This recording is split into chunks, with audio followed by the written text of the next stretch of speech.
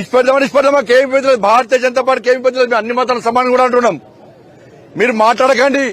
మీ కోట్లయం జిహెచ్ఎంసీలో హిందుత్వం ఏదైనా పోని, దేవాలయాల విధ్వంసం గాని, గోహత్య జరగని, లహు జిహాదీ పేరుతోని హిందూ అమ్మాయిలను మోసం చేయని, హిందూ అమ్మాయిలను డ్రగ్స్ ఇవ్వండి, గంజాలు ఇవ్వండి, నాశనం కాని మీరు పట్టించుకోకండి. మాకు ఎప్పటి మేము పట్టించుకో. మేము ఇలా మా ఆవేశం కాదు, ఇది భారతీయ జనతా పార్టీ యొక్క ఆవేదన.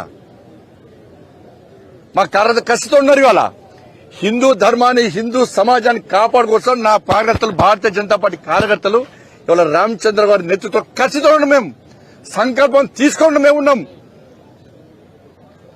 హిందూ సమాజాన్ని జాగృతం కావాలి. హిందూ సమాజాన్ని జాగృతం కాకుంటే బిచ్చ బతుకులు చేయమని రాసి పెట్టుకోండి. నేను ఇప్పుడు ఎన్నికల్లో ఎలక్షన్స్ లో ఇప్పుడు రంజాన్ కు ఎగ్జామ్షన్ ఇస్తారు, ఇబ్బందులు ఇవ్వచ్చు. కానీ హనుమాన్ దీక్ష చేసుకుంటే స్కూళ్ళకి రానియరు. అయ్యప్ప దీక్ష చేసుకుంటే పోలీసులను డ్యూటీ అయినారు. భవానీ దీక్ష తీసుకుంటే టైం ఇవ్వరు, పూజ చేసుకునే టైం ఇవ్వరు. వరంగల్ హనుమాన్ చాలీసా వార్త బయటికి కొడుతున్నారు.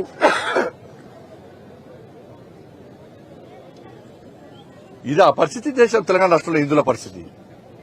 ఇట్లా బతుకుమంటారా? ఇట్లా బతుకుదామా? ఒక్కసారి హిందూ సమాజం ఆలోచించాలి. ఇట్లా బతుకుదామా? 80% ఉన్న హిందువుల గురించి ఏ పాట ఆలోచిస్తుంది ఒకసారి ఆలోచించండి. ఇవాళ మేము మాట్లాడితే మతలతో తోమంటున్నారు.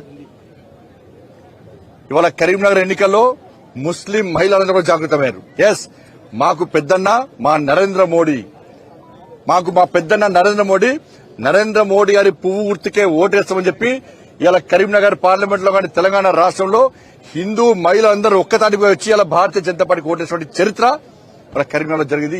ముస్లిం మహిళలు ఒకటే. వాళ్ళ ముస్లిం మహిళల గురించి మేము మాట్లాడుతున్నాం. ఇంత దుర్మార్గం బాన్సువాడలో ఎంఐఎం పార్టీ వాళ్ళు రాళ్ళు లేచి తలకాయలు వలుతాయా, కాళ్ళు చేతులు ఉరుతాయా అని చెప్పి కనీసం చూడకుండా రాళ్ల దాడి చేస్తే నేను వీడియోను డీజీపీ గారు పంపినా, పోలీస్ అధికారులకు పంపినా, మీడియాకు పంపినా. కానీ చర్యలు ఎవరు తీసుకున్నారు? 27 మంది అమాయక కార్యకర్తల మీద భారతీయ జనతా పార్టీ హిందూ సంఘం కార్యకర్తలు 27 మందిని అరెస్ట్ చేసి లోపలించి జైలుకు పంపారు. ఉదయానికి ఉదయం మబ్బులలో పోయి ఇలా పల్లెటూరులో పడి ఇలా వీడియోలు చూస్తున్నాం. మీరు దాడులు చేశారని అమాయక కార్యకర్తలు కలిసి రిమాండ్ చేస్తున్నారు. నేను హెచ్చరిస్తుంది. ఇవాళ బాన్స్వాడ నేను పోతా, బాన్స్వాడ పక్కా పోతా. నాకు పోయే అవకాశం లేదు ప్రభుత్వం. నా కార్యకర్తలను కాపాడడానికి, నా ధర్మాన్ని కాపాడడానికి పక్కా బాన్స్వాడ పోయే ప్రయత్నం చేస్తున్నా. లేకుంటే వెంటనే మీరు అరెస్ట్ ఆపేయండి. మీరు అలా బాన్స్వాడలో ఎంఐఎం పార్టీ గుండా నా కొడుకు ఫస్ట్ అరెస్ట్ చేయండి. దాడులు చేసింది వాళ్ళు. బోధనలో ఒక అడ్వకేట్ లేడీని కొట్టిరు వాళ్ళ ఎంఐఎం పార్టీలు. ఒక లేడీ అడ్వకేట్ని కొట్టిరు వాళ్ళ. అరే, దేవాల మీద దాడులే, హిందువుల మీద దాడులే, అడ్వకేట్ల మీద దాడులే, బీజేపీ నాయకుల మీద దాడులే, పోలీసుల మీద దాడులే, పోలీస్ ఆఫీసర్ మీద దాడులే. ఇన్ని అరాచకాలు తెలంగాణ రాష్ట్రంలో ఎంఐఎం పార్టీ చేస్తుంటే, కాంగ్రెస్ పార్టీ ఎంఐఎం పార్టీని మోస్తుంటే, వాళ్ళకు జోక్తుంటే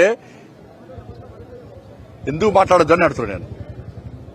ఎందుకు పక్కా మాట్లాడతాం మేము. ఇలా జిహెచ్ఎంసీ ఎన్నికలని చెప్పి ఎంఐఎం పార్టీకి ఇలా రేవంత్ రెడ్డి వాళ్ళ తాత ఆస్తి వాళ్ళ నాన్న ఆస్తున్నట్టే ఇలా ఎంఐఎం పార్టీ రాయించాడు, 3 ముక్కలు చేసాడు. పక్కా తిరుగుతాం.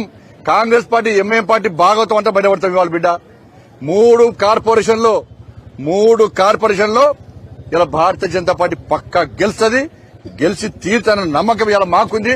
ప్రజలందరూ జాగృతం కావాలి. అభివృద్ధి చేసేదే మేము. భాగ్యనగర్ అభివృద్ధికి నిధులు ఇచ్చింది నరేంద్ర మోడీ ప్రభుత్వం. బీఆర్ఎస్ పార్టీ ఒక్క పైసా వేయలే. కాంగ్రెస్ పార్టీ 27 నెలల్లో ఒక్క పైసా వేయలే. 27 నెలలు అయింది వాళ్ళు వచ్చి. 18 క్యాబినెట్లు నిర్వహించుకున్నారు వాళ్ళు. 18 క్యాబినెట్లలో ఏ రోజు ఎంఐఎం పార్టీ, గతంలో బీఆర్ఎస్ పార్టీ అని, ఇప్పుడు కాంగ్రెస్ పార్టీ అని, అరే పాత బస్తీలో మేము రాజ్యం వెళ్తున్నాం, మా పాత బస్తీ అభివృద్ధికి నిధులు అని చెప్పి ఏ ఒక్కరోజైనా ఎంఐఎం పార్టీ పాత బస్తీ అభివృద్ధి కోసం అడిగిందా? ఇలా పాత బస్తీలో ముస్లిం సమాజం ఆలోచించాలి. ఓవైసీ ఆస్తులు పెరుగుతున్నాయి, ఓవైసీ కుటుంబం ఆస్తులు పెరుగుతున్నాయి.